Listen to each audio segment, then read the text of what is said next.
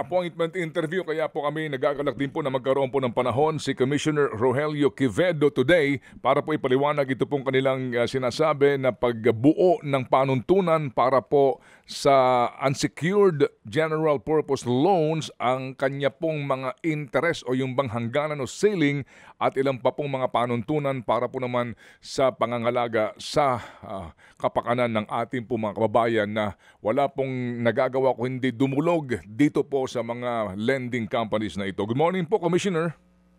Good morning. Good morning, Ted and DJ Chacha. Opo, salamat sa panahon. Good morning po, Commissioner.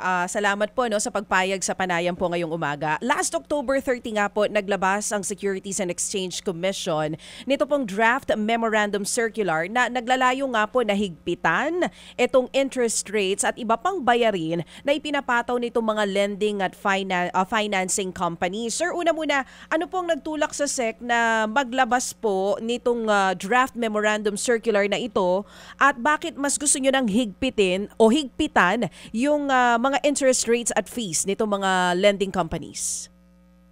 Una sa lahat, DJ Chacha and Ted, ang talagang dating naglalagay ng interest rate ay ang Bangko Sentral.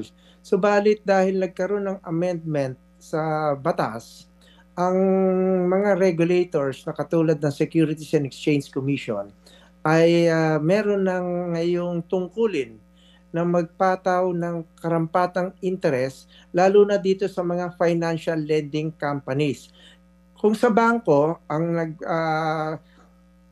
nagde-determine ng interest rate ay ang Bangko Sentral, pero dito sa financial lending companies, ang Securities and Exchange Commission ay meron ng tungkulin na ilagay ang tamang interest. Kasi sa ngayon, ang pinayagan ng Bangko Sentral para pati sa mga financial lending companies ay 18% per month para sa mga utang na hindi lalampas ng 10,000 at hindi lalampas ng 4 na buwan ang period.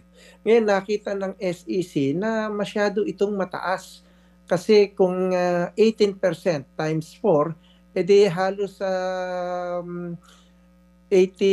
32, 6, halos 64% ito. At ang magiging interest ay hindi at ang karampatang penalty hindi rin po pwedeng lumampas doon sa inutang. Kung kunwari umutang 10,000, hanggang 10,000 lamang ang magiging interest at penalties. Pero ngayon, ang SEC ay naglabas ng isang draft memorandum na magpapataw ng interest na hindi lalampas ng 10% a month. Alam mo kung bakit 10% a month? Kasi ito ay unsecured. Ang mga pawn shops, allowed sila 5% a month. Pero walang limit yon. Kung hindi ka magbayad ng interest ng utang mo ng 1 taon, edi 5 times 12, 60% a year. Pero dito sa nilabas na resolution ng SEC, tataasan yung utang na pwedeng patawan ng interest na 10%. Ngayon pwede nang umutang ng 20,000 pesos mula sa dating limit na 10,000. Dahil alam mo naman itong industriyang ito, kailangan din nating tulungan at protektahan kasi sila ang nagpapautang sa mga kababayan natin na walang security. Yan yung mga katulad ng mga nagtitinda sa palengke, yung mga bila-bilao. Sila ang walang collateral, kumbaga, Commissioner. Walang collateral. Opo. Kaya kailangan din natin gahanap tayo ng solusyon na yung ating industriya at yung kailangan din ng mga kababayan natin ay magkaroon ng pinaka-balancing. At ito ang lumalabas sa survey namin. Pero syempre, ngayon ito ay inilabas namin bago maging final na resolution ng SEC and Bank. Kaya siguro itong katapusan ng buwan na to, aantayin namin ang comments ng publiko. Kung actually ngayon pa lang nakakatanggap na kami ng mga reaksyon. Nagrereklamo syempre yung industry. Hindi raw nila kakayanin. Pero sa pag-aaral namin, kaya ang 10% a month for not more than 6 months at sa pagkakautang na 20,000. Okay, Oo. sige. So, para ho mas maintindihan ha, Sek ha, latag natin ha. Opo. Ang inyong pong ang inyong panukala na pagbabago 20,000 pesos. Opo, ito po yung And below. Opo, 20,000 pesos. Ito po ay anong tawag dito? Minimum o maximum? Yan po yung maximum na utang. Okay, maximum na 20,000. utang ng sinuman pong may paggagamitan pero ang kanya pong payable in 6 months, right? Opo, Opo. At ang interest niya ay 10% a month. a month. Okay, Opo. kapag hindi siya nakabayad, magkano po ang ipapatol dapat na interest? Kapag hindi po siya nakabayad, edi hanggang 20,000 lang din po ang makukolektang interest at penalties. Ganun po, kapag kumbaga kapag hindi ko talaga nabayaran ito sa takdang panahon, opo, meron ho bang idadagdag doon sa 10% na interest? Hanggang doon lamang po, yung kung magkano po yung nautang niya, kung 20,000 po, ang magiging total na interest and penalties ay 20,000 lamang. Kaya ang magiging total na dapat babayaran niya ay magiging 40,000 pesos. Opo. Kumbaga ho kasi nga kung lalabas po dito, yung pong 10% ng 20,000 ay 2,000 pesos. So bawat buwan, 2,000 ang iyong interest. So kung 6 months po ito. 6 na buwan. Yes, opo. Okay. Okay. Kaya magiging 2 times 6, magiging 12,000 ang interest. Okay. So kumbaga, go ahead. Ang mangyayari po, isa rin po siyang solusyon namin kasi po yung mga tinatawag na unfair lending practices. Oo. Marami pong lenders din po na nanghaharas. Oo. Yan po, mabilis na nire-revoke ng SEC ang kanilang permit para matigil yung mga unfair lending practices na yan. Yes. Alam mo, nung siguro mga 4 months ago, meron pa nga nag-suicide kasi yung mga harassment ng mga lending companies to. Pero mukhang nakontrol na to at napigilan na. Kaya naman ngayon, ang aming pansin ay itinuon naman namin dito sa interest rate. Oo. So, this will be effective po, Commissioner, December 1, 2025. Kanina nabanggit nyo po na may mga nagrereklamo na ngayon pa lang na mga lending companies kasi kasama din po dito yung mga online lending apps na nagpapautang sa mga kapatid natin. Pero kayo po Sila ba? pa talagang target namin, ma'am. Opo. Kayo po ba ay firm na dito sa 6% kada buwan na interest at 10% na effective rate o pwede pa po itong mapataas kasi nga nagrereklamo itong mga lending companies sa ngayon? Titignan po namin ang reaction ng mga online lending platforms. Alam niyo naman po, ang SEC ay meron din pong katungkulan na tulungan ang mga legitimate na lenders. Pero sa ngayon po, ang tingin namin ay kakayanin ang po. interest na 10% ay kakayanin naman po. Kasi dapat rin naman po silang maging maingat sa pagpapautang. Kasi sabi nila kaya nila kailangan ng 15% dahil wala nga naman daw collateral. Kaya nagpapautang sila at mataas daw ang delinquency rate. Ang isang proposal namin ay magkaroon din ng unified lending identification. Alam mo naman, sana kung umuubra na yung ating national ID system, pero ang nangyayari kasi marami tayong mga kababayan na umuutang sa iba't ibang lending companies. Tapos hindi binabayaran. Tapos hindi babayaran. Alam mo naman, walang collateral. Kaya kung mananatili ito, malulugi naman yung mga lending companies. Sa initial na survey namin, ang 10% interest per month would be enough to... pero kailangan din natin syempre kontrolin yung delinquency rate. Okay. Sinasabi din po kasi ng SEC, ito po'y proteksyon laban dun sa mga tinatawag pong predatory lenders po natin. Pero kung makikita po natin ngayon, actually even online, ang dami pa rin pong mga unregistered saka mga illegal lending apps. Paano nyo po muna ito sinasawata? Kasi mukhang yun ang isa sa mga problema din eh. Kasi iti-divide natin sa dalawang grupo, yung registered sa SEC. Actually, sila lang ang talagang makakaya natin na mapasunod dun sa 10% interest per month.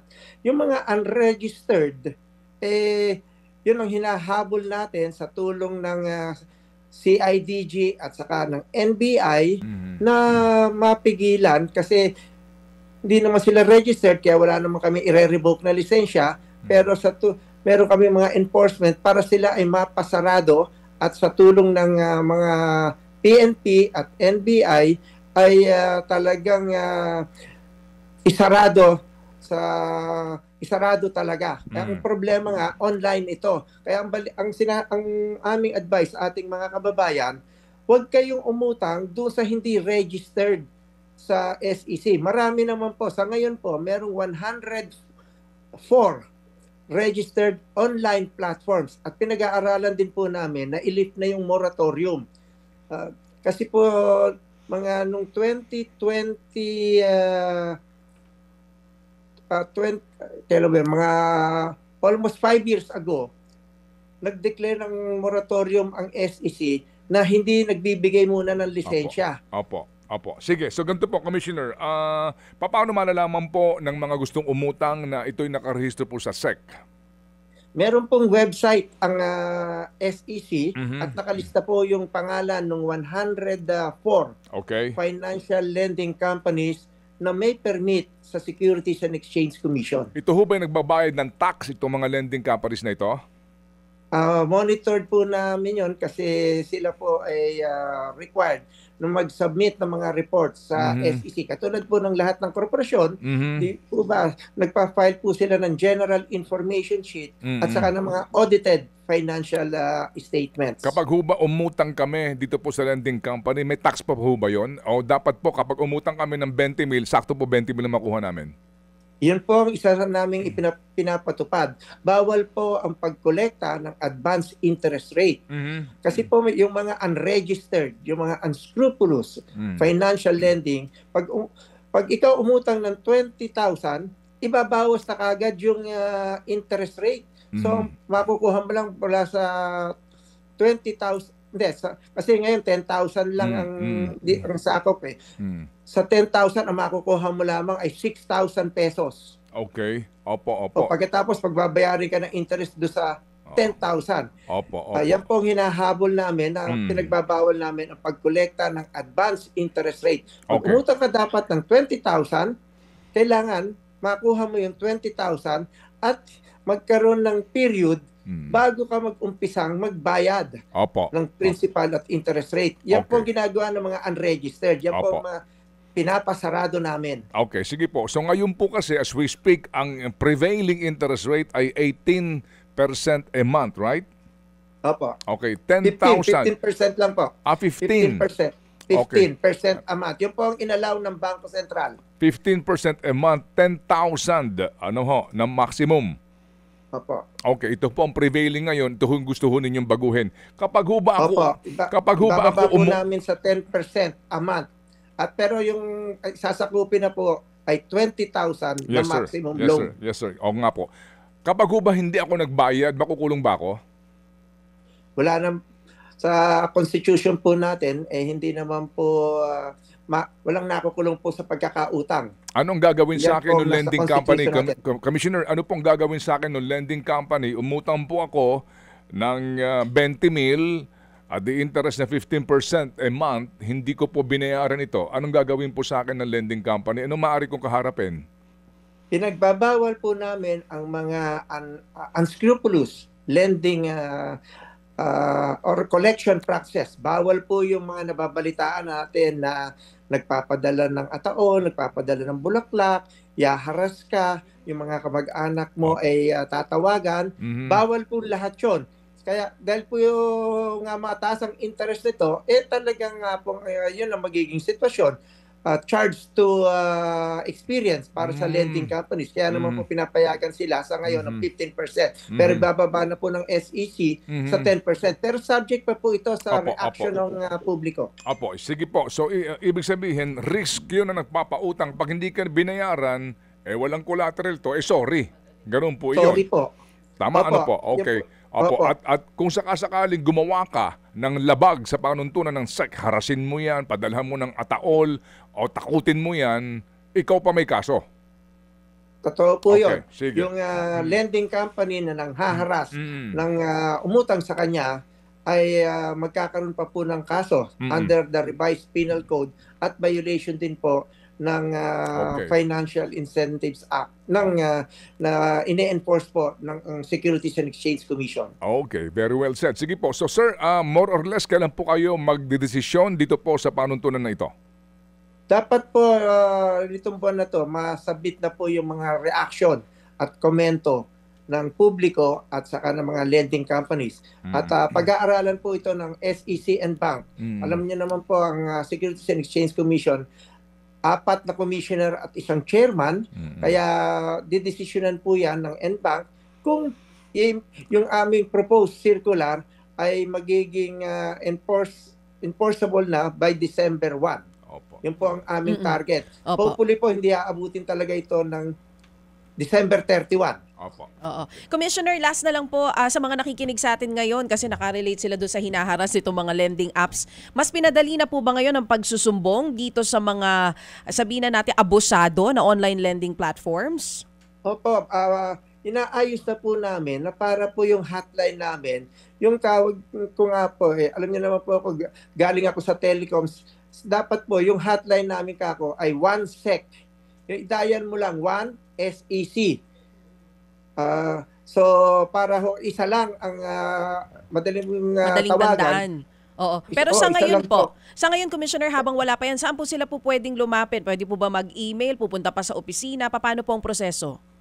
Pwede pong magreklamo sila by email. Hindi na po kailangan pumunta sa opisina. Ang PAOK din po ay tumatanggap ng reklamo at pino-forward din sa amin at magkasama namin nire-raid yung mga unregistered online lending companies. Okay. Ang problema nga lang po, kasi online platforms ito, wala talagang lugar. Kaya nga po require namin na magkaroon ng landline, yung mga opisina nito. Kasi po yung PLDT, yung mga landline companies, hindi po kayo kakabitan ng telepono kung wala kang permanenteng opisina. Opo. So isa po yan sa mga sistema namin. Opo. Sabi nga ni Ted, problema na yon ng lending company kung nagpautang siya ng walang collateral at hindi niya pwedeng i-harass. Pero hindi rin niya po pwedeng i-transfer sa iba, kunyari sa isang collection firm. Ay, i-transfer niya, bawal na rin po yon. Dapat siya lang po ang mangongolekta. Kaya nga po siya merong mataas na interest rate. Opo. Kasi po, di ba, nung araw, ang usurious rate of interest ay hanggang 12% lamang. Pinayagan na po ang Bangko Sentral na mag-issue ng interest rate, determine niya yung market rate. Ngayon po ang SEC, binigyan din po ng karapatan na mag-set ng interest rate para dito sa mga financial and lending companies na i-exercise ngayon ng SEC. Opo. Sige po. So kami makikibalita po kung sakasakali po na kayo po ay makapaglabas na ng NBank decision sa napaka-importanteng bagay na ito. Salamat po, Commissioner. Salamat po sa pagkakataong ito. Opo. At ingat po kayo. Thank you. Salamat na marami. Si Commissioner Rogelio Quevedo, mga kapatid. Mga kapatid, brothers and sisters, saan ka pa? Dito na tayo sa totoo. Dito na tayo sa True FM. Mga kapatid, mag-subscribe and follow po kayo sa social media accounts ng True Network PH. Yan po kami. Hanapin nyo lang True Network PH, Facebook, Instagram, YouTube, TikTok, and podcast. Mapa Apple or Spotify man yan, mahahanap nyo kami. Lahat ng mga napapanood at napapakinggan nyo po sa programa, nasa social media accounts namin yan. So, paano mga kapatid? See you sa social media! Dito tayo sa totoo, tunay at tapat.